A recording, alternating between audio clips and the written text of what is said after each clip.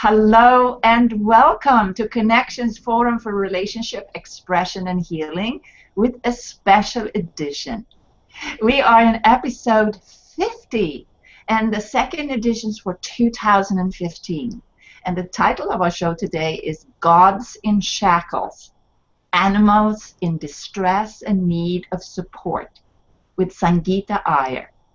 In our show, we are offering conversations, interviews regarding the most important area in human life, such as relationship, personal expression, self-development, cultural development, as well as healing. The purpose of our show is to give you inspiration and also teach you new skills with which to handle issues which are connected with our topics. Before I introduce our special guest today, some information about your host. I am Margherita Crystal Lotus. I am an intuitive life and business mentor who helps professional women overcome emotional overwhelm and stress and restore their energy so they can have fulfilling relationship and watch their career flourish. To find out more about my services, please visit my website, thecrystallotus.com. And Heidi? Yeah, my name is Heidi Hornlein. I'm the co-host of Margherita for now a year. And I'm a transformational coach and a relationship counselor and a voice therapist. And I work with people who don't yet fully realized in their lives, and they want to find their authentic voice in the world, not only this voice, but also their expression and their way to be in the world. I'm also the founder of the cultural association Paradiso Integrale. This is a virtual space and a physical space here in Italy, where we welcome you as our guests. And we hold courses and retreats, and also there you are very welcome. There will be one retreat in April, so come out. Find out more about us in our website, thepowerofrelationship.com. So before we enter the conversation, welcome again, everybody. And when you are joining us live, let us know that you are there, where you are from, and join in the discussion with us. If you are watching this replay, please don't hesitate to engage with us here as well. We will read and respond. And this is also true for our special guest today, Sangita Iyer. She is super passionate about elephants.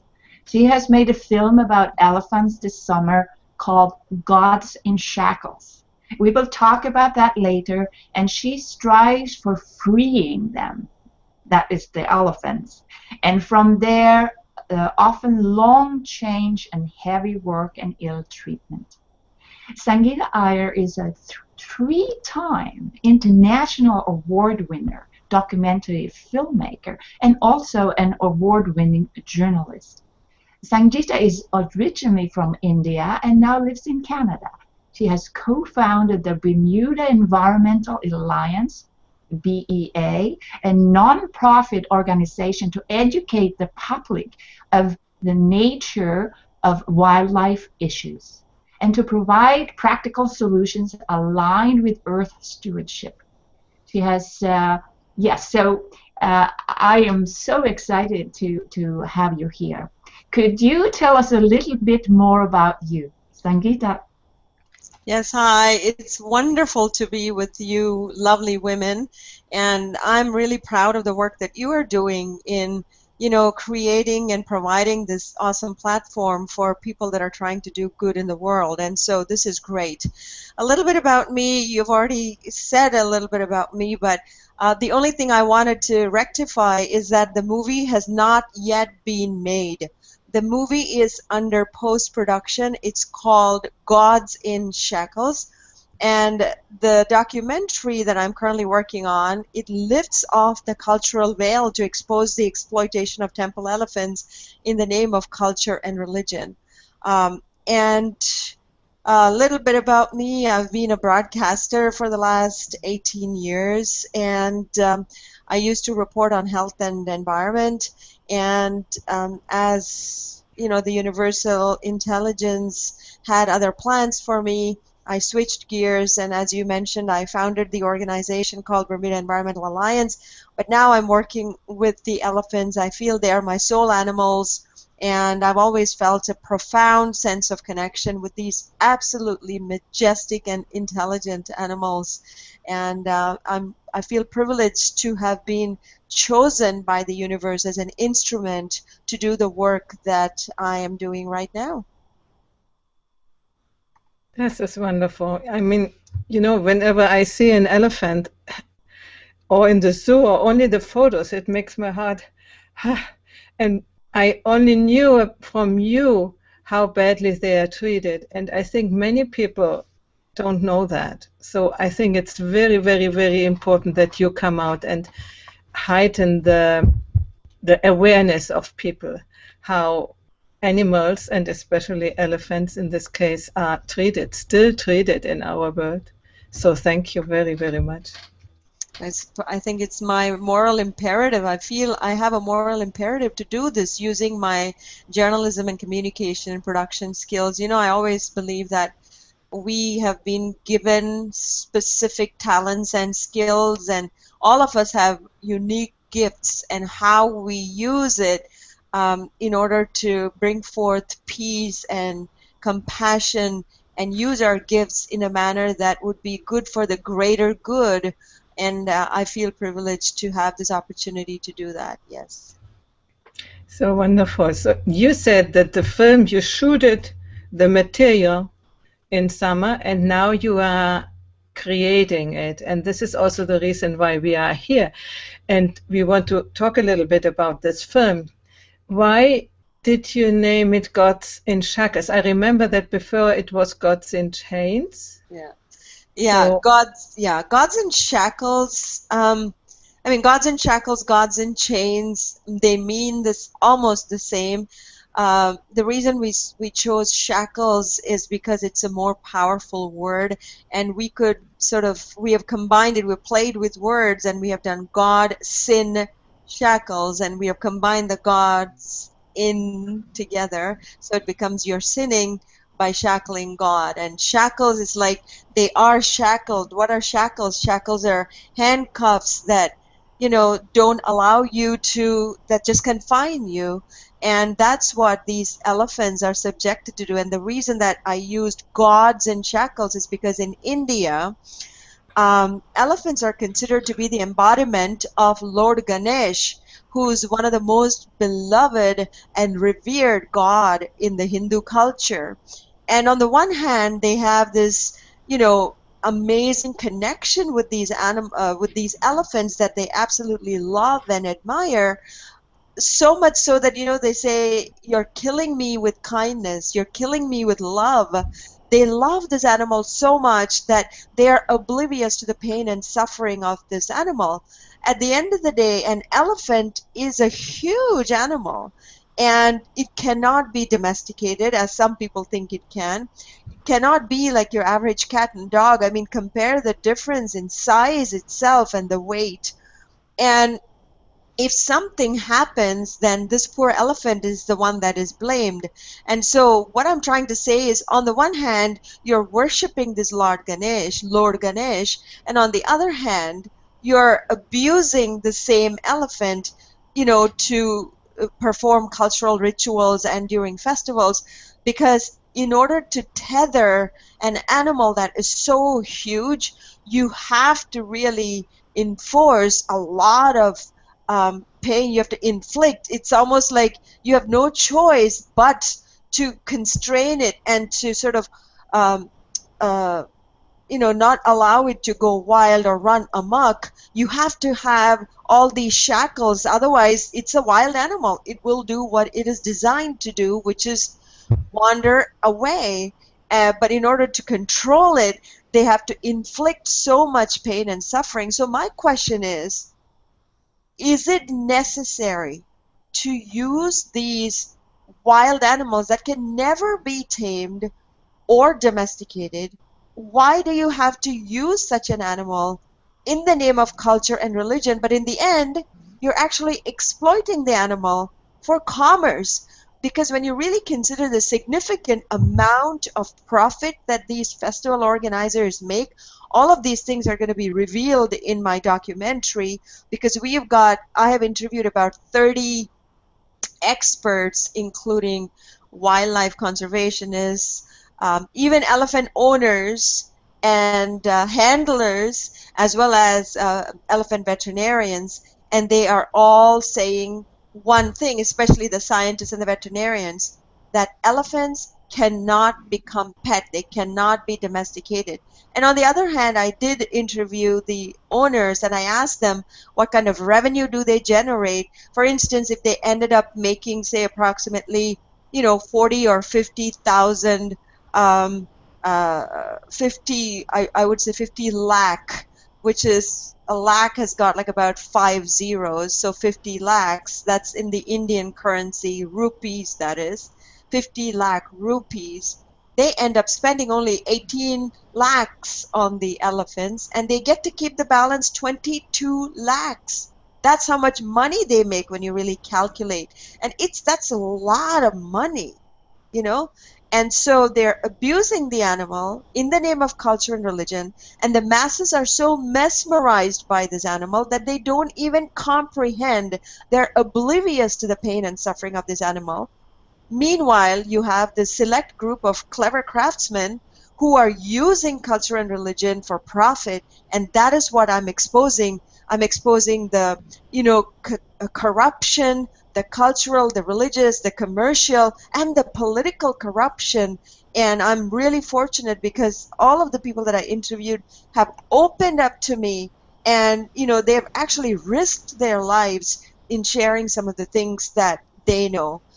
Additionally, like you mentioned, Heidi, in May, myself and my cinematographer, we went to India and we filmed this massive festival called Trishur Puram, in which more than 100 male elephants are tethered so close to each other, and they're not designed to be kept so close.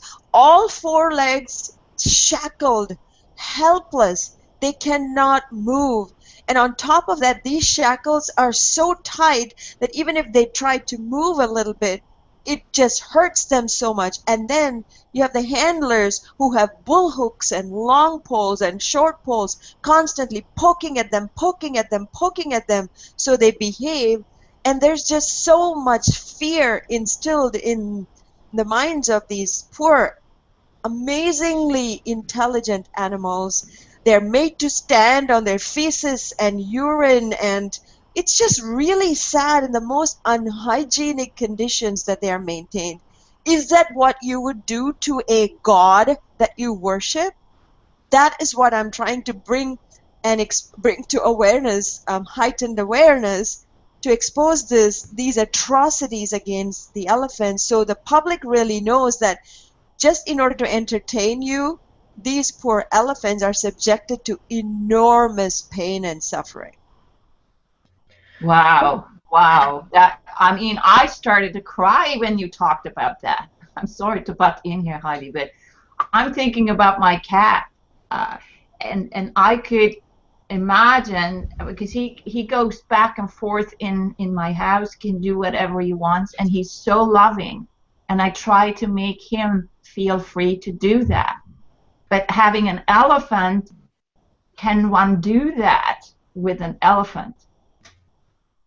So I did that with an elephant, and that's the fun thing, and that's what I feel very fortunate to have had the opportunity to really connect with a very special elephant. Actually, there are 5 elephants that are starring in my movie, and of the 5 elephants, 4 of them are males and 1 of them is a female. The reason I chose 4 males is because these males are the ones that are subjected to the most atrocious conditions, because in Kerala, which is a southern state in India where this Trishur Puram takes place, all the elephants that are used in this festivity are male elephants. And the sad part about using the male elephants is that they are solitary, independent, dominant, amazing animals, and when they're in the wild, they just wander 16 to 18 hours of the day. They get to graze and browse on more than 200 different varieties of food. And during the worst situation for the male elephants that they're subjected to is this unique period in their annual cycle called the must, that is MUSTH. During that time, what happens is they secrete 100% more than normal testosterons, and they have high energy levels. They've got a lot of pent-up energy that they release when they're in the wild, whereas when they're tethered, they get so frustrated, and they also wander around, find a female to mate, and their sexual drive is at its peak. Whereas when they're tethered, 4 months out of the year, anywhere between 3 to 4 months, this must period lasts for like that long. They are tethered 24/7, and they're made to stand on their, because during their must they also dribble urine constantly. They stand on the urine, they they release their waste, and they discharge and everything. None of that is being cleaned because it's they're in their very dominant mode, and so they're kept in these unhygienic conditions, which is causing deadly diseases like tuberculosis. And Asian elephants are dying at such an unprecedented rate. These are endangered animals, according to the International Union for Conservation of Nature, IUCN, has deemed it an endangered animal. And it's the same animal that they capture from the wild and they bring it. So to answer your question, these animals in captivity, they will accept any love that you give them. And so even these elephants, when they were during their must, when people were telling me, oh, you can't go near them, they're very vicious, I'm like, no, they're not going to do anything to me. I would take pineapples and bananas and fruits and just put it on their trunk, and they would take it. They were not as scary as people make out of them. And this another beautiful gal, her name is Lakshmi, she's the only star in my film. She just showered me with so much unconditional love. It's like, the first time I met her, I saw her from a distance.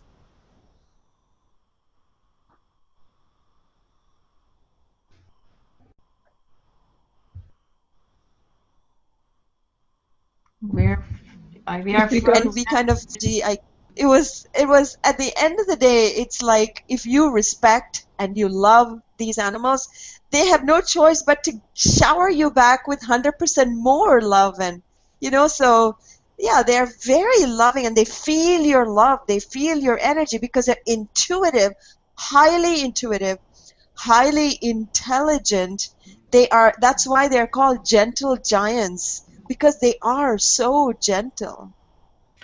Oh, Sangita, I can really relate to what you are saying. I mean, animals are emotional beings, and and the more they are even intelligent, the more they are almost like us. Yeah. They have the same reactions and the same.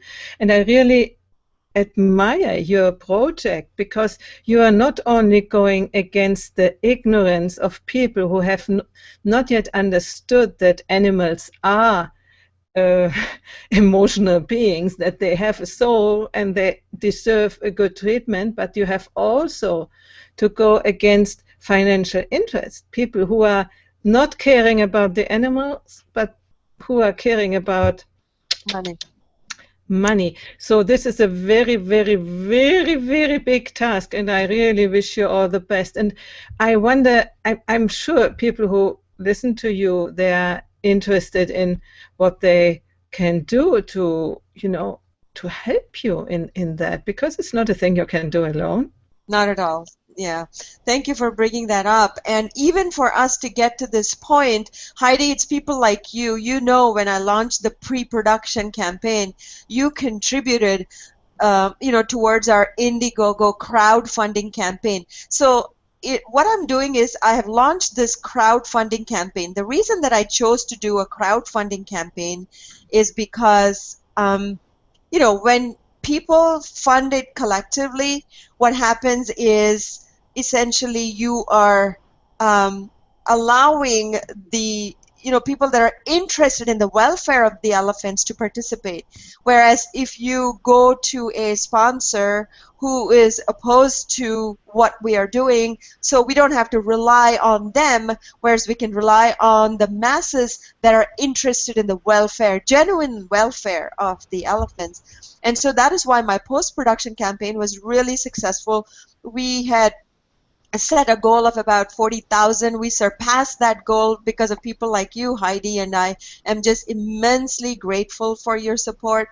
Now we have launched a post-production campaign. We need to raise $30,000. We have raised approximately 13,000, that is 13,000, and we have 16,000 more to go, and we are left with only about 22 days. So we still have a long way to go. We have a lot more money to raise, and so anything people can contribute by way of even $5, $10, $15, anything you can afford. It's not a matter of $100 or $200 because this is a numbers game, and so the more the people that contribute, the better it is for the for the campaign, and it's better even for the awareness, for creating awareness, because the more the people that come into our campaign site, they look at it and they say, wow, these are the things that the elephants are being subjected to. They get a lot of details, and then they feel part of this grander global movement, because aside from creating the documentary itself, that is just the tip of the iceberg.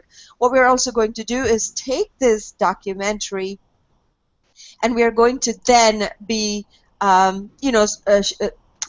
touring the schools across Kerala, and then Kerala is a state where we're going to start out, because that is the ground zero, so to speak, of elephant torture. So we're going to tour the schools in Kerala and then take it afar and tour the states across India, and then have a global outreach program also.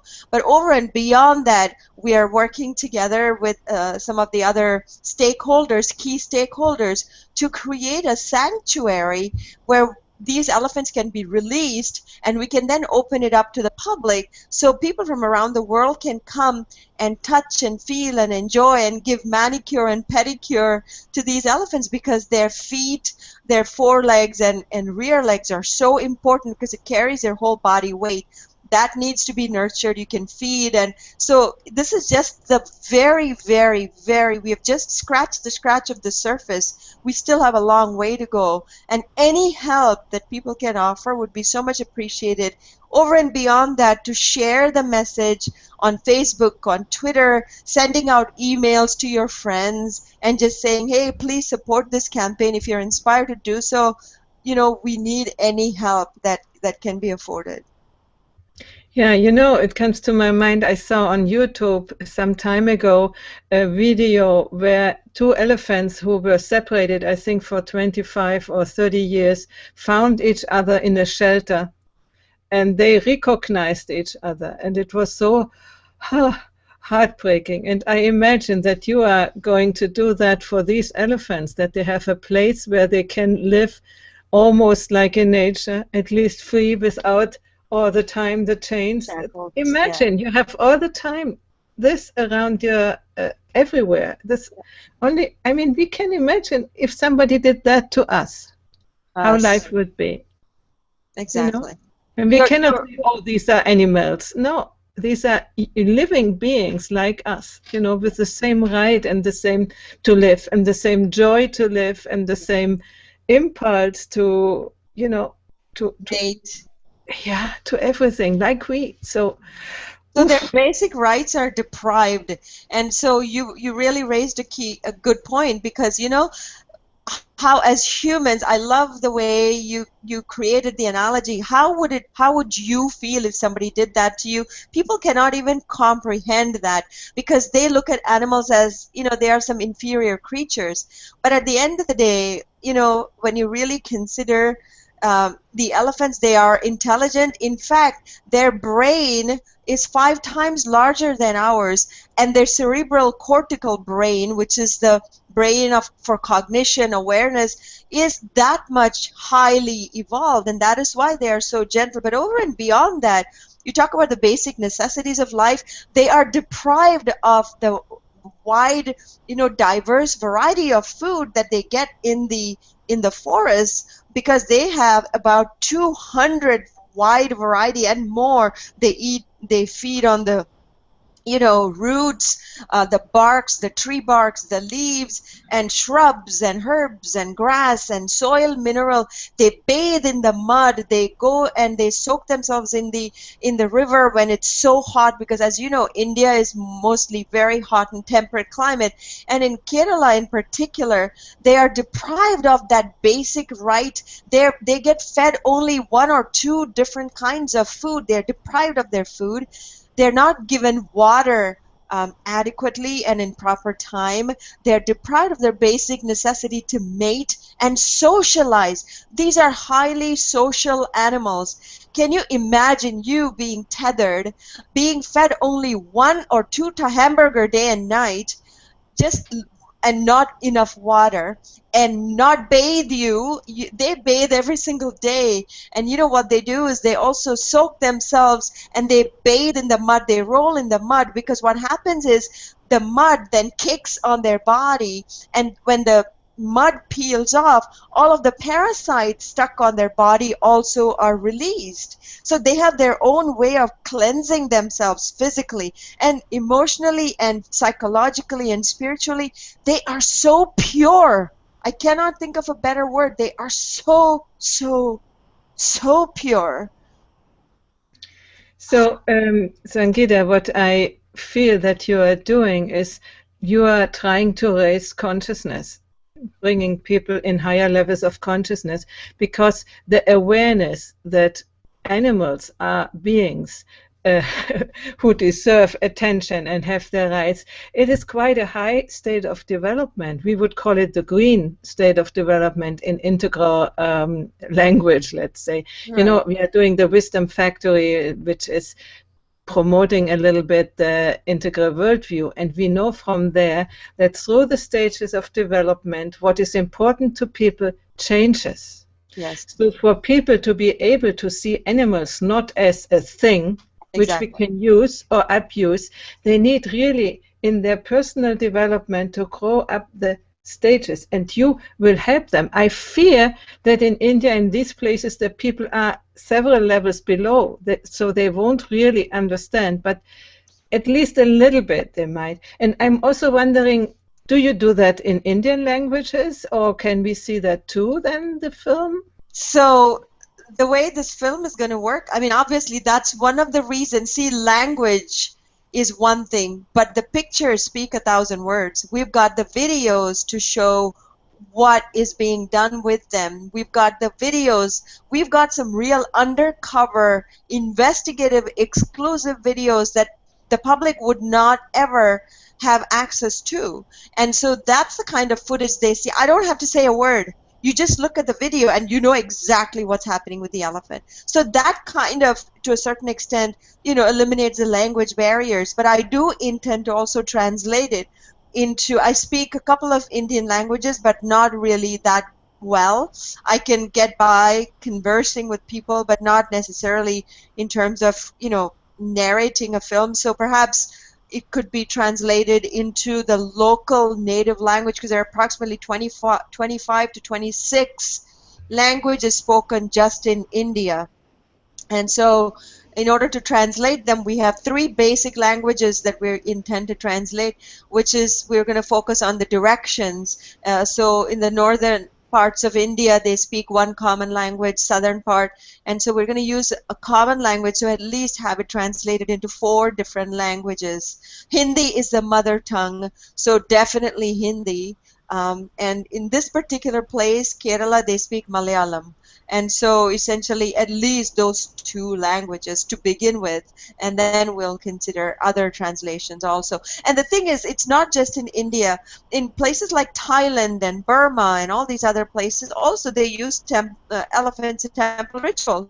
And it's exactly the same kind of, in Sri Lanka, same kind of torture and neglect and abuse that these poor animals have to endure. And so they can actually use this video, this movie, anywhere, any part of the world, you know.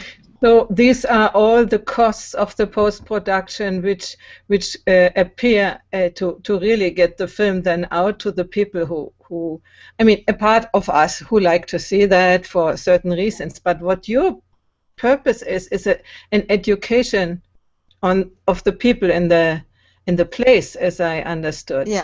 So we need. And so yeah, I was just going to say, you really raise another good point, and that is the post-production, what it entails. So essentially now we are actually completing. So we gathered about 400 hours of footage. Okay. We have just now completed viewing the 400 hours, and this is not just viewing, but viewing and making shot list. Each shot, what does that contain? So can you imagine, I had 2 interns helping me with that, and they get points for doing that for their graduation. So that was a nice little sort of compensation I could give them. And then we have an amazing award-winning script writer. Him and I, we have just completed viewing it together. So I have to view it with 2 or 3 different key people to explain to them the cultural connections and the key focus of the story itself. We are just in the process of creating the storyline, and as of this weekend, I'm going to then sit with a video editor, and then we're going to screen everything, screen the 400 hours of footage, and during that screening, we will be pulling out key shots and setting them aside, and then we will finish the scripting of the whole process. I'm working with the editor, the script writer.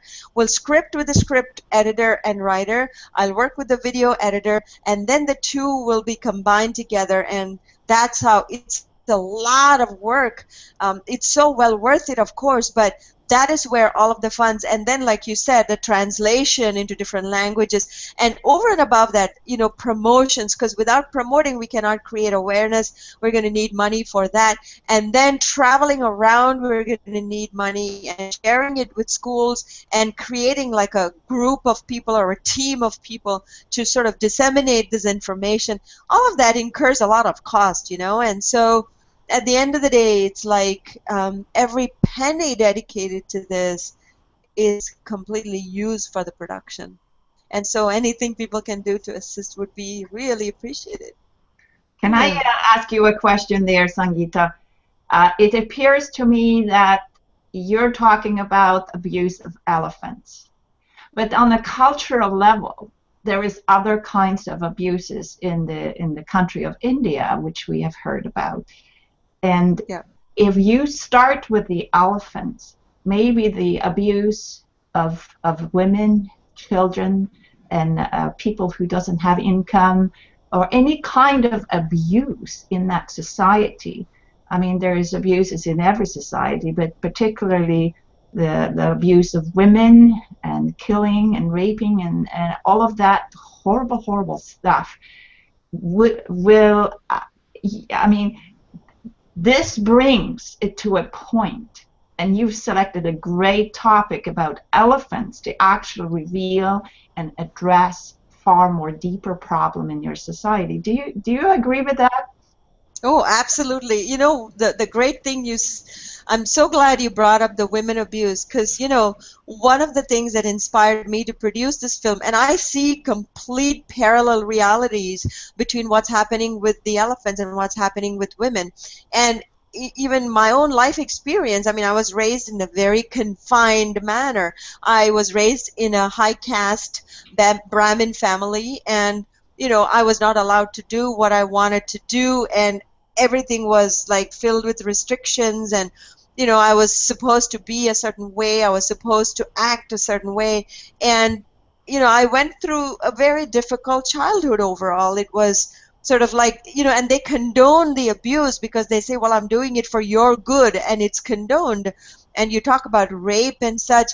The thing is, the male dominance in India is just in your face. And it is indeed a male dominant society. And to be very honest with you, I personally feel that the male dominance, you talk about the male and the masculine and feminine energies, then we move into a totally different arena, because masculine and feminine energies around the world, the feminine energies are very much suppressed. And so when you consider that, and when you take it to the microcosm of India, it is indeed physically visible, because you're seeing that men are everywhere. Even in the festivities, the images that you'll see, mostly men are the ones that are partying and dancing. They have chosen male elephants. I mean, all that, there's relevance to everything that I've used in the image. And in a way, the cultural shackles that are confining the elephants are the same shackles that are confining women and that are thwarting and preventing the progress of such an incredibly so-called spiritual nation. People from around the world, they go to India because they consider it to be a highly spiritual country. And I agree with that. There, we have the Hindu Bhagavad Gita wisdom, and we have so many amazing sages and saints. I honor them, and I honor and respect the culture, the religion, absolutely. And I have embraced Bhagavad Gita wholeheartedly. Nowhere in the scriptures does it say you have to use animals, you have to use elephants in these rituals. Who created all these things? Where did it all come from? When you really trace back and detect where it came from, it all evolved out of an idea. There was a king in Kerala who said, okay, well, you belong to low caste and you cannot come into the temple, so what I'm going to do for you is I'm going to carry the deity on the tallest elephant. At the time they didn't have trucks and vehicles that we have right now. So I'll mount it on the elephant and I'll tour it around, and you'll get to see the deity. During those days, the elephants were really well kept. They were treated as, gods and revered so much more. And, nobody was even charging money to give out the elephants. There's one elephant. From there, we have like 700 elephants for festivities. Who created that? It's a male-dominant society which is into commerce and which is so much into profit. And in the name of culture and religion, they abuse the elephants, they abuse the animals, they abuse women, and they suppress the most amazing innate potential of all of these incredible sentient beings. And they deprive them of their basic rights to be who they are, basic rights to food, water, clothing, shelter. It's unbelievable. You should see some of them are just in the scorching daylight, no shelter to even protect them. Sangita, for me, you are really describing the progression of human development, and the being highly developed in a spiritual sense has nothing to do of being, for instance, highly developed in the personal sense. Personal development is a completely different thing than spiritual development. And so far we thought when we are spiritually highly developed, everything is all right, but it's not. And what you are describing of India is so true for many, let's say, third world countries who have not yet done the jump in higher levels of development. They try now to go into the money system, which we call in our language orange. This is the I don't know the word now. Anyway, it's the fifth stage of development where we try to find out what we can do. But we have not yet, in this stage of development, we have not yet developed the awareness of who we really are in the sense of sentient beings, really sentient beings, and the animals. We cannot yet have not yet developed real compassion. The compassion we have when we sit and meditate, in lower states of development, but not in real life. Yeah. So I only want to say it's not only a problem of India. When you were in Europe or you are in Canada now, when you were here 200 years ago, and even less, animals were treated in this way. Even, I mean, in the country, when I came here, and even now, I see the dogs outside in a little cage of 2 square meters, and have no real shelter in the winters. That, you know, so this is really a question of growing up as humans. Exactly. As people. And yeah, that is another great point you raised. Even in North America, you see elephants used in circuses. And, you know, in order to get such an enormously huge animal do something, you have to discipline it. And in order to discipline it, you have to inflict pain and suffering. It's like, why use these, you know, highly intelligent animals to do such a menial job?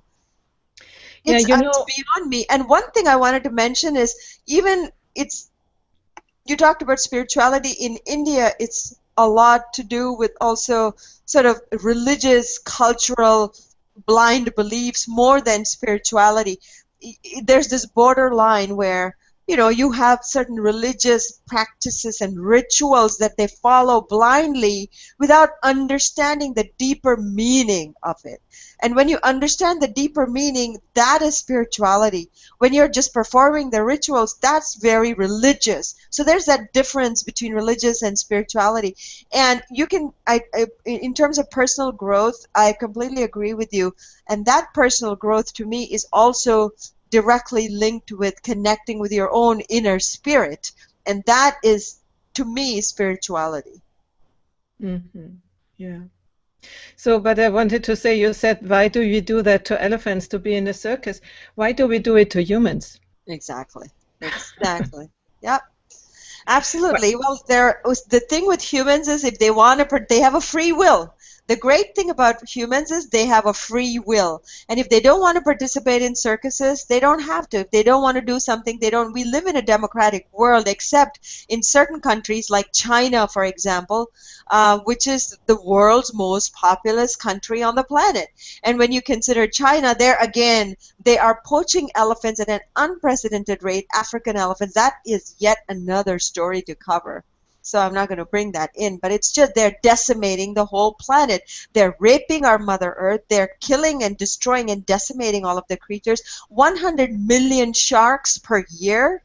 That's what they're harvesting from the global commons. These oceans belong to all of us, and they're harvesting 100 million sharks just for the shark fin soup. They, you know, chop off the fins and they dump the majestic, magnificent animal back into the ocean for it to rot.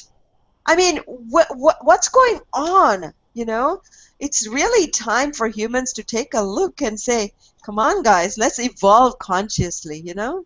Absolutely. And I think you will do a very big contribution to that. Oh, I hope so. Thank you for that, because we need people who step up and are passionate about it and really do it. Do something so that the awareness can be raised. Yeah, thank you so much. Thank you very much. Sangita, will you write down in the event page where people can contribute? Sure. You want me to do that now, or?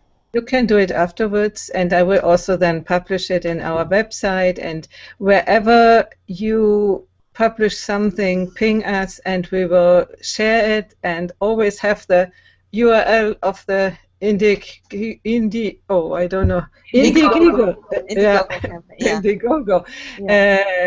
campaign. Have it always ready so that, you know, it is there. Yeah, that's wonderful. No, I'll do exactly that soon after our conversation. And yeah, it's been wonderful chatting with you, and I appreciate the time that we spent together and the opportunity to create this, you know, awareness of a very important cause. I hope people come and support us. I invite people to, you know, check out www.indiegogo.com/projects/gods-in-shackles. So indiegogo.com/projects/gods-in-shackles. And help us out. That would be amazing. I'd greatly appreciate it. So we're coming to the end of the show right now, and Heidi, maybe you can summarize what's the takeaways. The takeaway for me personally is that the story which Sangita is telling about the elephants is the story about humanity and the necessity in really raising consciousness for to create a world where every being has its right to live in a good way. Yeah. And it some way ties into what we did yesterday in the Wisdom Factory show, the thrivability, to come into thrivability for everybody. Yeah. And we need to create it. Absolutely. And one last thing I want to mention is when people contribute, they get amazing perks. So we are giving them amazing memorabilia and T-shirts and stuff that they can actually get. So, you know, it's something they can cherish for the rest of their lives. So for every single contribution, there's something we are giving as our gift of gratitude that they can cherish. Can you show us your T-shirt? Yes, I can. This, well, yeah, here it is. Wow. Yeah, that's how much I love my elephant. Yeah. I live and breathe them. Yeah, so thank you for coming, Sangita. And Heidi, what are we doing next week? Next week is your turn. You have invited. So I'm not really sure. Okay. I think we have Michelle coming back to show us some tips and tricks of how to work in business, and we've had her before, so join us next week and at the same time. Wonderful. Anything else anyone wants to say? What is your takeaway? My takeaway is that similar to yours, and that is that I was thinking about, like we're talking about elephant in India, it's all about the people's mindset. Mm-hmm. Wherever abuse is going on, mm-hmm. It's the mindset of the people that needs to change, and they are shackling themselves. Absolutely. They don't know it, but they're shackling themselves. And that's, I think, my takeaway and confirming that idea. I just want to leave with a small quote from Mahatma Gandhi, who is considered to be the father of India. He said, "The greatness of a nation and its moral progress can be judged by the way its animals are treated." Now, this comes from, global leader who was born and raised in a humble family in Gujarat, in Porbandar, and he says that the nation's progress is determined by the way they treat their animals. So, very true. Thank you. Yeah, thanks. So we wish you all the best, that you get all the money you need, and we hope we can contribute in some way to spread the word and reach people. Thank you very much. Thanks for this opportunity. Have a good one. Bye-bye.